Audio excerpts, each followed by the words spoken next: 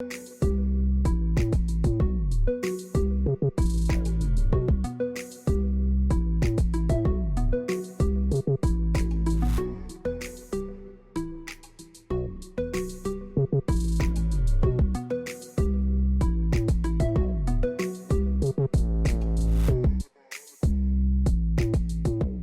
Wednesday, March 27. We have lots to tell you today. President David Granger says funding for the general and regional elections is a priority of the government's parliamentary agenda. Regardless of what happened at the Supreme Court, regardless of what happened at the Court of Appeal, regardless of what happened at the CCJ, we are going to ensure that we satisfy GCOM's requests. In other words, we are going to ensure that whatever happens at any level of the judicial system, Guyana is going to be prepared. According to the head of state, following the ruling by the appeal court, cabinet has been reconvened and a financial paper will soon be prepared to be presented in the National Assembly. We are committed to having clean elections, credible elections in this country. And as I said, I will engage GCOM to ensure that the request made to me by the chairman will be satisfied.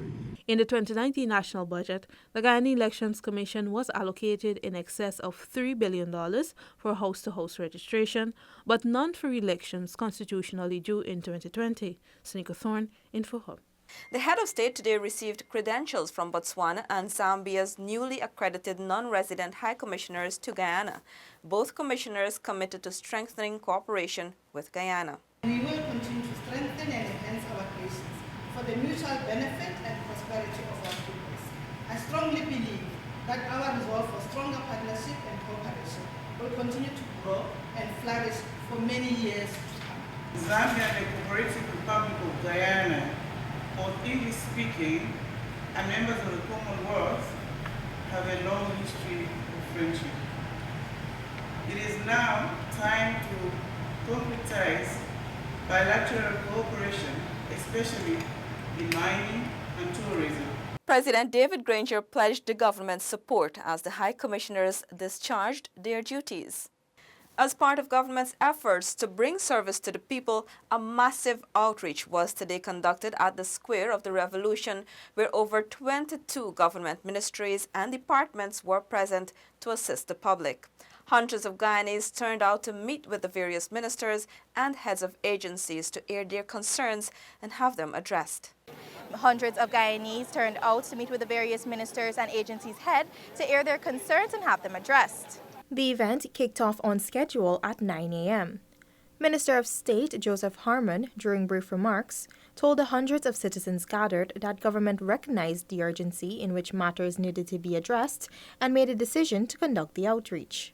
We recognize that if we were to just wait and meet with you in our offices, it might take a long time to get service to you. And so we've actually decided on this event. But just to let you know, because this broadcast will be going all across the country, that it's not going to be a one-off event. That we'll be going to various communities across this country to bring government service to the people. And this is a part of what we are doing in government. Echoing similar sentiments was Minister of Social Protection Amna Ali. We as a coalition government want to ensure that all of us will enjoy the good life your President, David Arthur Granger, promised you. InfoHub caught up with Minister of Public Affairs Dawn Hastings Williams, who expressed her eagerness to meet with the people. It is very, very important bringing government to the people. We believe in taking the government to the people. We don't believe in sitting in our office because many times persons come to see ministers and they can't get access because ministers are engaged in other important matters. And so we had decided that as ministers of the government, we should be bringing our services to the people. And what I see this morning, this mass turnout, is very encouraging. As the event got underway, InfoHub spoke with a few citizens who lauded the government for reaching out to them. This is something very good that the government is doing, and I appreciate it. It's an opportunity for, when you're sitting in office, that you will be writing letters, a number of letters, etc., and you're being put off. So the outreach, I believe it would be, good to see the public. For InfoHub, Anara Khan. Citizens were in high spirits as they were able to access all services relating to the issuance of birth certificates, passports, naturalization documents, and more at the Government Meets the People event.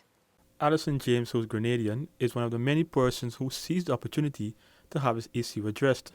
James said he has been in Guyana for a while now and would love to make this country his home. I just recently married to a Guyanese lady, and I love Guyana very much.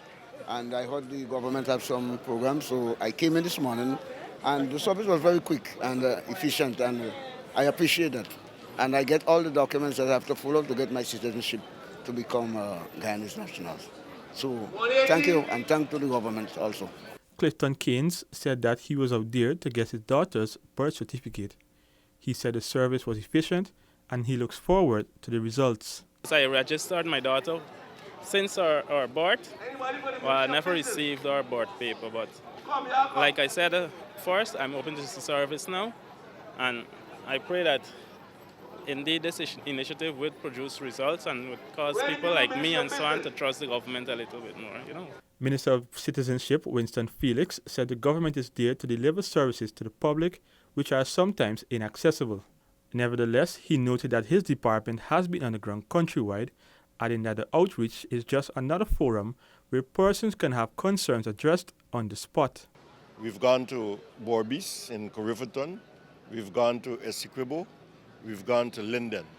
So it is now time for us to return to Georgetown, and so what we expect to do today is those persons who could not have had those services available to them can get it here. But our services are out there every day, and we have been delivering to the public whatever needs they have. Isaiah Braffett for InfoHub. As the government's outreach got in full swing, scores of citizens flocked the Ministry of Communities booth to have their housing and land issues addressed. There was an overwhelming demand for house lot applications at the ministerial outreach at Square of the Revolution.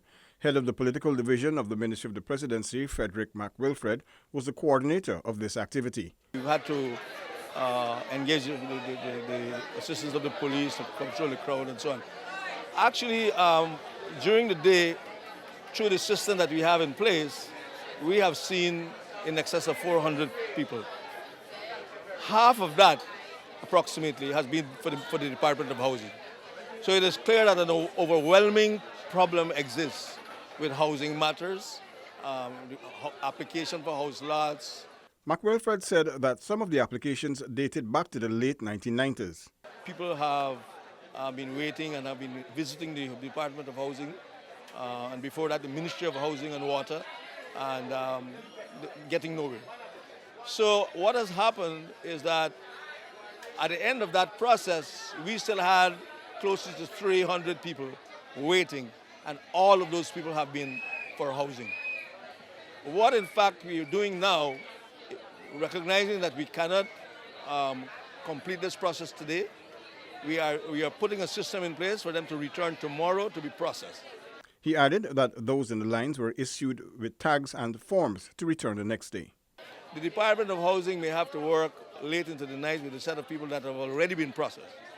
This is a fresh batch that we're processing because you can understand people's expectations have been raised, and I do not want people to leave more frustrated than they came. So I have taken it upon myself, and I hope that the people at the Ministry of Housing would concur with me that this is a matter that we cannot postpone. So tomorrow, I'm hoping that they will agree that they will come here and process these people. From the ministerial outreach at Square of the Revolution in Georgetown, Paul McAdam for InfoHub.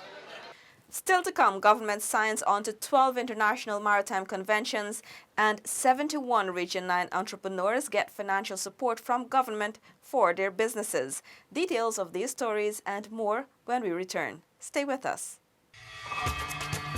Are you ready to embark on a truly epic adventure to an undiscovered corner of South America, where some of the most spectacular natural attractions are unveiled within a beautifully diverse landscape? From the wetlands and savannas to the ancient mountains, magnificent waterways and lush enriching rainforest would provide a vast playground for some of the most exotic and breathtaking creatures on the planet, including many of the world's giant species. This untouched land of mystery and wonder serves up an exclusive experience for travelers. So are you ready for a new, awe-inspiring adventure? Welcome back to nature. Welcome to Guyana.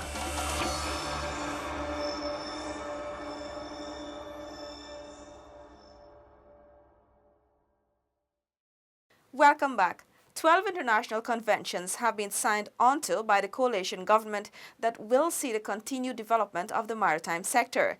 This was revealed today by Minister of Public Infrastructure David Patterson as he addressed Guyana's first maritime conference hosted by Hughes, Fields and Stobie in collaboration with the Maritime Administration Department. As part of our commitment, I would like to highlight that in November 2018, Guyana ratified 12 international treaties regarding the development of the maritime sector and the oil and gas industries. In February 2019, 11 of these instruments were deposited at the IMO. Minister of Public Infrastructure David Patterson. The minister reaffirmed the government's commitment to developing the maritime sector. We must be prepared through the implementation of supporting infrastructure, legislative mechanisms with an ingrained safety culture, all of which we, as a government, remain firmly committed to advancing beyond our present status. Director General of the Maritime Administration, MARAD, Claudette Rogers, highlighted the importance of the conference. For us to have modern regulations, we recognize the need for this interaction that we will have from stakeholders, and this in itself is going to help us in the preparation of new regulations going forward. The hosting of this conference also falls in line with the government's commitment to the fulfillment of the United Nations Development Goal 14 that seeks to conserve and sustainably use the oceans, seas, and marine resources for sustainable development. Coming to you from the Guyana Maritime Conference 2019 at the Marriott Hotel with videographer Leon Leong, Shaquille Bourne for InfoHub. 71 young entrepreneurs from the Upper Takatu, Upper Essequibo region benefited from the first disbursement of the stimulus grants under the Hinterland Employment Youth Service Program. 24-year-old Darius Finance from Iowa Village is the enterprising and proud owner of a pig rearing business. Utilizing the startup funds he received at the end of the one-year training course on the Hayes, Finance purchased 7 pigs. Today, he rears 27 pigs, which is sold to residents in and around his village. He's helped me a lot. I was a person of no career. I was like I lost the way, but he came it came around, and that is where I gained a little experience, especially like leadership. I learned a lot, I could say, and I am so thankful for the government who had this vision for the young people. Finance was one of 71 young entrepreneurs who have benefited from the first disbursement of the stimulus grant under the HAZE program. With the money received, Finance will be able to expand his business. The young people drawn from 10 villages in the South Central, and North Rupununi each received $50,000 to support their businesses from Minister of Indigenous Peoples Affairs, Sidney Alicott. The opposition had no confidence in this government. They had no confidence in us giving to the young people an opportunity for a livelihood. Today, your testimony is proving differently. Over the last 3 years, the APNU plus AFC government invested more than $2 billion in the HASTE program, training over 4,000 Hinterland youths and creating almost 2,000 small businesses. Seneca Thorne, InfoHub. The University of Guyana is now equipped with a geotechnical computer lab valued $2 billion, which will serve hundreds of students. The facility will benefit students from the petroleum engineering, mining, geological engineering, and civil engineering departments in the Faculty of Engineering and Technology. Delivering remarks at the officiating ceremony, Minister of Natural Resources Raphael Trotman cited the value of developing the University of Guyana. The students of the University of Guyana will undoubtedly climb to higher heights as a result of this collaboration. The Government of Guyana, through the Ministry of Natural Resources, remains committed to the long-term partnerships with this premier institution, sir, that is responsible for shaping the lives and minds of our young people. Managing Director of Schlumberger for Trinidad and the Caribbean, Sean Herrera, highlighted the company's commitment to educational development. Schlumberger is pleased to be donating computer workstations and Petrel geoscience software licenses.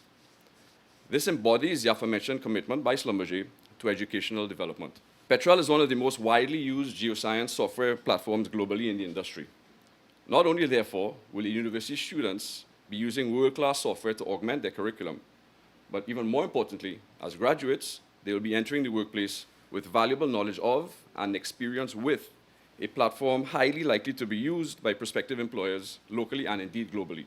UG Vice-Chancellor Professor Ivelaw Griffith said that UG must train students with the country's needs in mind. We as a university cannot afford the luxury of being only reflective of what the university's needs are.